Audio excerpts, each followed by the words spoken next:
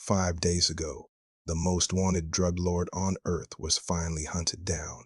His name was Nemesio Osegura Cervantes, better known as El Mencho. For over a decade, he ruled one of the most powerful criminal organizations in the world, the Jalisco New Generation Cartel, or CJNG. Governments across North America had spent years trying to capture him. The United States placed a $15 million bounty on his head. Mexico launched military operations across multiple states, yet somehow he always escaped. Until now, reports say Mexican special forces tracked him deep into the mountains of Jalisco. A helicopter evacuation attempt followed a brutal firefight, but El Mencho never made it to the hospital. He died before reaching Mexico City. Just like that, one of the most powerful cartel leaders in history was gone. But what happened next shocked even the most experienced intelligence analysts. Within hours of the news spreading, a video surfaced online. A young man appeared on camera. He stood calmly, surrounded by heavily armed soldiers wearing tactical gear. Behind him were assault rifles, armored trucks, and masked gunmen. The message was simple. CJNG had a new leader. The man speaking was only 29 years old. His real name is Abraham Jesús Briseño Cano. But in the criminal underworld, he goes by a very unusual nickname, El Yogurt. The name sounds almost ridiculous, but the story behind this man is anything but. Because just a few years ago, El Yogurt was not part of CJNG at all. He was fighting against them. He worked for their enemies. He helped organize operations designed to stop El Mencho's expansion. And then one day, he betrayed everyone. He switched sides.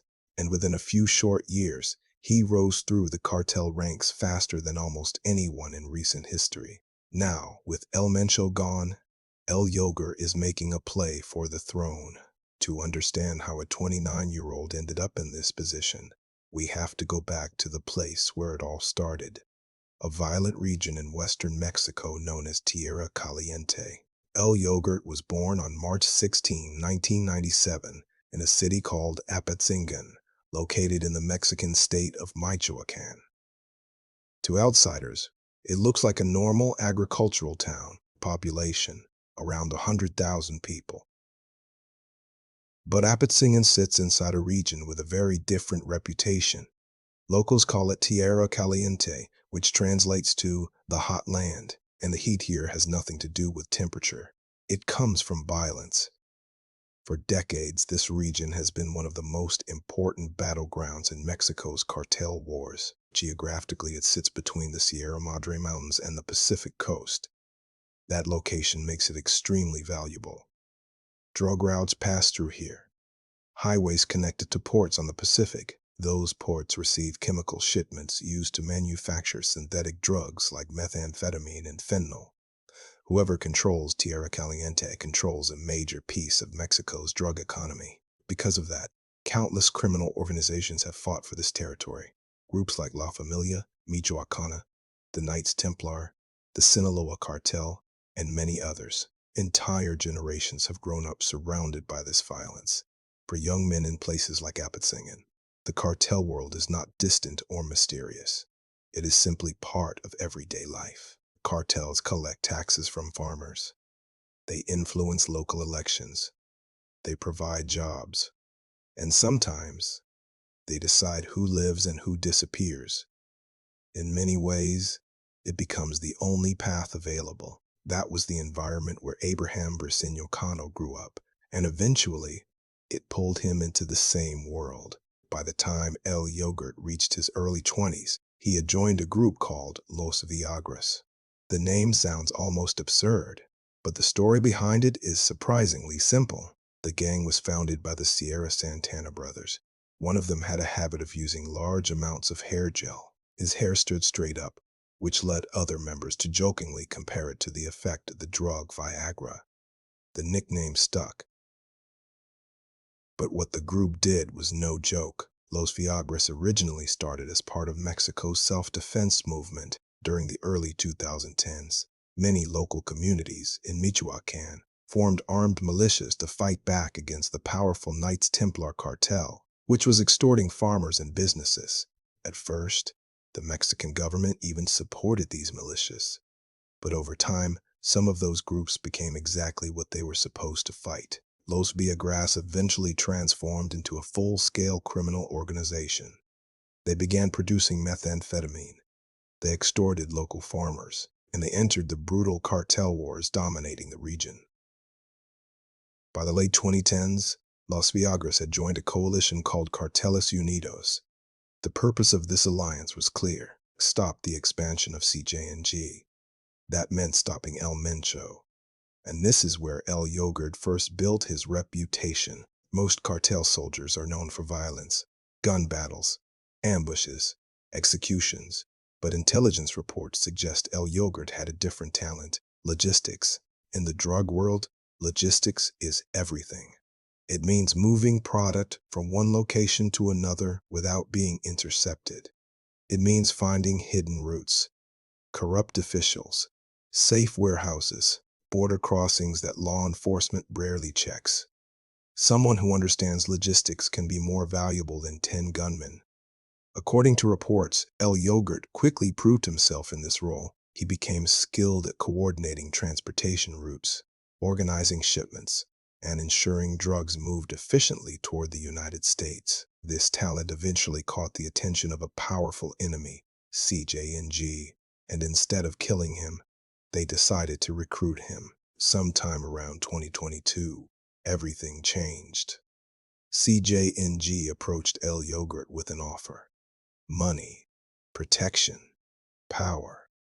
But accepting the offer meant something dangerous. He would have to betray his allies, the men he had fought beside, the organization that helped build his reputation. El Yogurt accepted. He switched sides, and suddenly he was working for the same cartel he once fought against. In cartel culture, betrayal like this is extremely dangerous. But CJNG valued his skills. They placed him in charge of improving drug trafficking routes into the United States, and that decision changed everything. Because once inside CJNG, El Yogurt began rising fast. CJNG operates with a unique structure. Inside the cartel exists an elite unit known as the Mencho Special Forces. These are not ordinary cartel members. They are highly trained fighters equipped with military-grade weapons. And within this organization, El Yogurt built his own unit. It became known as Operativa Yogurt. His soldiers operated across multiple Mexican states: Jalisco, Colima, Quintana Roo, and the mountains of Michoacan. But El Yogurt wanted something even stronger than a typical cartel army, so he made a decision that shocked investigators. He began recruiting foreign mercenaries. According to intelligence reports, many of El Yogurt's fighters came from Colombia and Guatemala. Former soldiers, men trained in real warfare. Some had experience fighting guerrilla groups in South America. Others had worked in military units trained with international support programs. These men understood explosives, ambush tactics, urban combat. Under El Yogurt's command, this group developed a reputation for being extremely disciplined.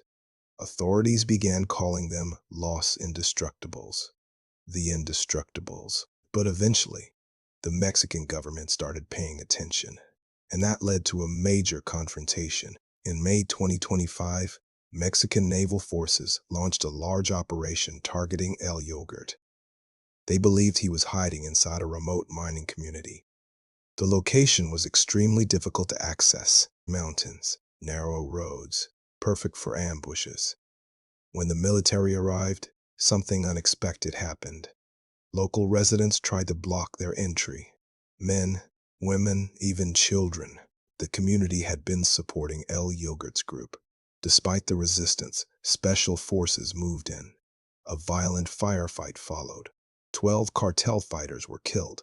9 were captured, but El Yogurt escaped. Once again, after the raid, his reputation grew even stronger. Surviving a military operation made him legendary among cartel fighters. And the violence continued. Authorities later linked him to a car bomb attack targeting community police forces. The explosion killed 6 people and injured several others. The message was clear. El Yogurt was not afraid to escalate. And then El Mencho died.